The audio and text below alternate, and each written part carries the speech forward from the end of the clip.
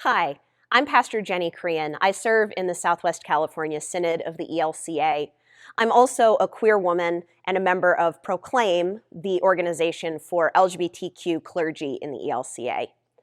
I'm so glad to be here with you today to talk about how to give a genuine, authentic welcome to LGBTQIAP+ individuals. I have 4 steps to help you think about how to give a more genuine welcome. Number 1, let go of assumptions. We are all trained from the time we're very young with assumptions about gender and sexuality. You often see young toddlers playing on the playground and their parents are already setting them up romantically. Or we look at same-sex couples and think, maybe they're roommates. We have to let go of our assumptions that we're making about people just based on first impressions. So when someone walks into your church, don't assume you know their gender, their sexuality, their relationship status, and also don't assume that you need to know any of those things in order to welcome them. Just welcome them. And it's easy to start out by saying, "Hi, my name is, what's yours?" Or, "Hi, I haven't seen you here before. Are you visiting?" Let go of any assumptions and just be welcoming. My second tip is to embrace being uncomfortable. Once you let go of those assumptions, you may feel some discomfort. We're used to categorizing the world into boxes that make sense to us. And when you put those boxes aside, you may feel like you're adrift. Well, how are you supposed to know if that person is going into the correct bathroom? They know which bathroom they should be going into. Well, how are you supposed to know if the people who have walked into worship are partnered or maybe they're just friends? You could ask, or you could just welcome them, because either way, you're happy to see them. Embrace being uncomfortable and embrace that you don't know all the answers, and that is okay. Part of being welcoming is recognizing that it is an ongoing process. You are never going to have all the answers.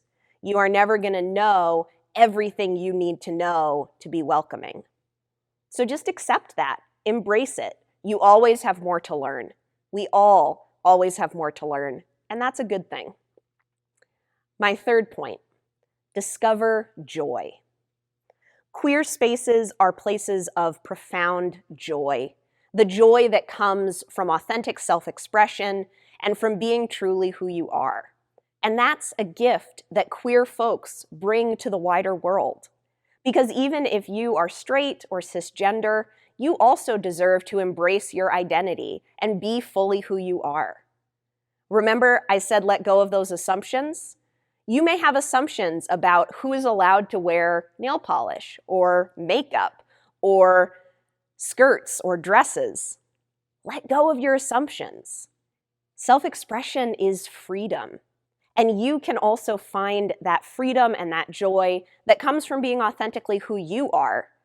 And that includes if you are straight, if you are cis. You're still allowed to find joy. And my final point is probably the most important one. Declare the good news. This is what church is called to do. This is who we are called to be.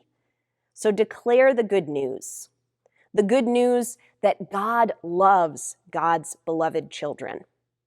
God loves trans kids who are figuring themselves out. God loves couples that are in same-sex partnerships.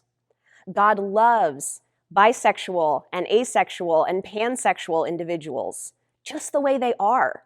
No need to change. God embraces all of us. And that is the good news that you get to proclaim as the church, that God loves each one of us. And not only should you be proclaiming that good news to your community, to your neighborhood, to your world, you should be internalizing it.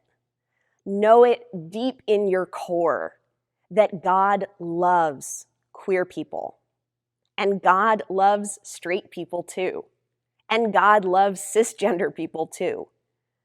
God's love is unconditional, and that is the good news. Thanks so much for listening, and I wish you all the best.